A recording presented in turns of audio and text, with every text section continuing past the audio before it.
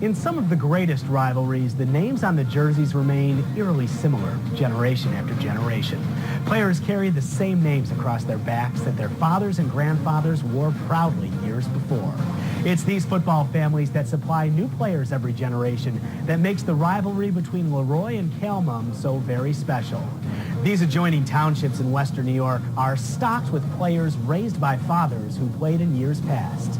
The kids have dreams of playing football for their respective towns just the way their forefathers did. And it's been that way for over 100 years.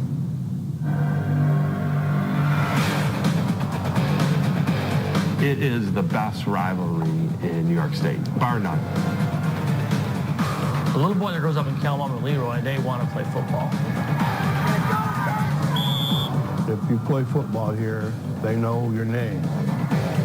It tore you up if you lost to Calmum. It's for bragging rights. It is the game.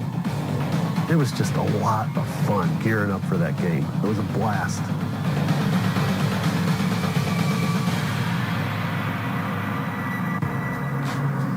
It's a great rivalry. It doesn't matter what the record is when they go to play each other, because it's going to be a good game. It really defines both programs. You can talk about other games and sectional titles and state titles, but this game defines both programs. And this is why kids want to play. Being so close to each other and being so football-oriented, both teams just want to beat the heck out of the other. One team could ruin the other team's season with a victory. You know, the team would go 7-1, but it'd be, oh, we lost to LeRoy. The season was a failure. Or the other way around. It's the classic Hoosiers type of feel to it, that this is small-town America. Football is king in those towns. Small-town football. You know, they love their football here, and it's a good thing. It's a good place to be. If you're in Calmum, you grow up and you want to be a football player. Same goes for LeRoy. Caledonia, Mumford, probably the only towns that pronounce it LeRoy and not LeRoy. Yeah, because it rhymes better with destroy Leroy. They got us on that one. We can never really come up with one to combat that one. Back in the 70s and in the first couple years of the 80s, they would get 5,000 to 6,000 people at that game. They'd be 10 deep around the entire track. When we pulled in and went to get on the field, the police had to move the people out of the end zones so we could get on the field. I mean, it was not just, you know, a rivalry between the communities. It was a regional rivalry that everybody had interest in. There was a writer from Scottsville. He had a blurb in the paper at one point. He said, children born in Caledonia, a male child was given a maroon football and it was put in his crib. Actually did that with my own son. So yeah, that is true. Not really. You know, when we talk about this game compared to other games that kids play during the season, this is the biggest game. That night, the game that happens, wherever it is, everything shuts down and everyone's at the game. The old joke was, if you wanted to rob a bank, you waited till the night of the Calmum game. If the game was in LeRoy, you robbed the bank in Caledonia because there was nobody there.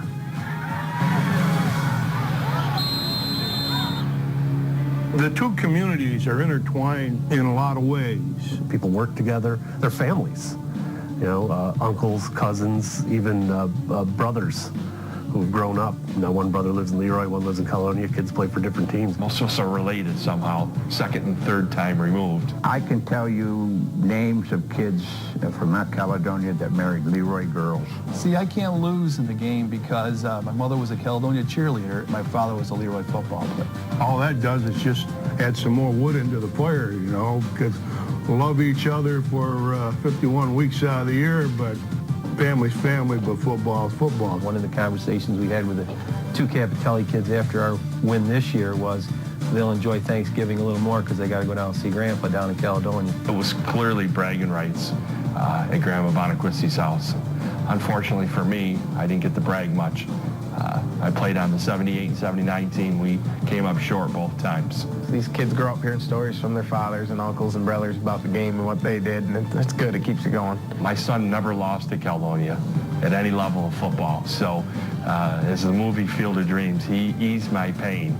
I look back on it now and I could have cared less that I never beat him because I know he never lost to him. For 2.5 hours once a year, Caledonia's the enemy. The other 365 and 22 hours, whatever it is, everybody's a happy family.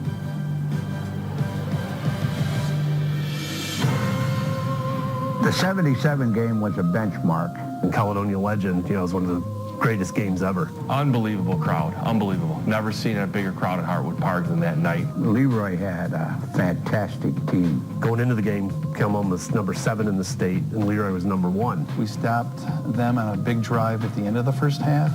In the third quarter, came back and forth.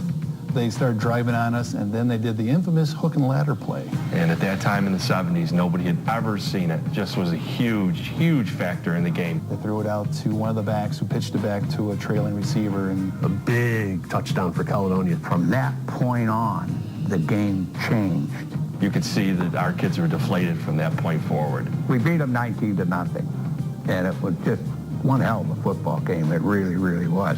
Every time, if we think as a coach now, hook and ladder, it's the first thing that comes to my mind. So Coach Mackley, he gets some kudos for that. That was a pretty incredible play.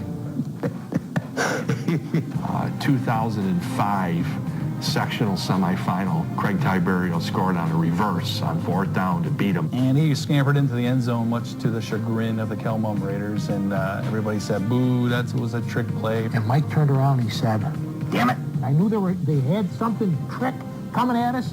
And they still complain a little bit about we had to use a trick play to beat them. I guess some of those guys forgot about the hook and ladder. Guys got a short memory. Yeah, we'll use whatever we have to beat them. They're telling us we ran a trick play, you know. Did we? They all count the same. We scored.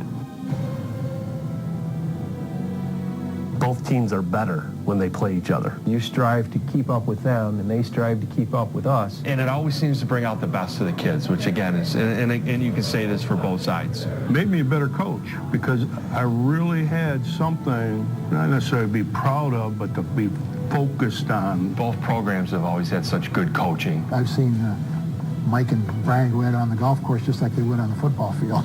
You know, we don't look at each other as colleagues or coaching against each other. We're friends. We both understand the big picture of athletics. We forget sometimes that high school football is just an educational tool for these kids. Whether they're successful on Friday night or not, at least they've learned the tools that they can go out and be successful in life. They're preparing to be successful every day. And I think that's one of the things we don't think about very often in this game. And it's a big benefit for both programs and both teams. One of the things we like to talk about with my cousins, you know, we say, you know, if we ever combine these two schools, we'll go play anybody.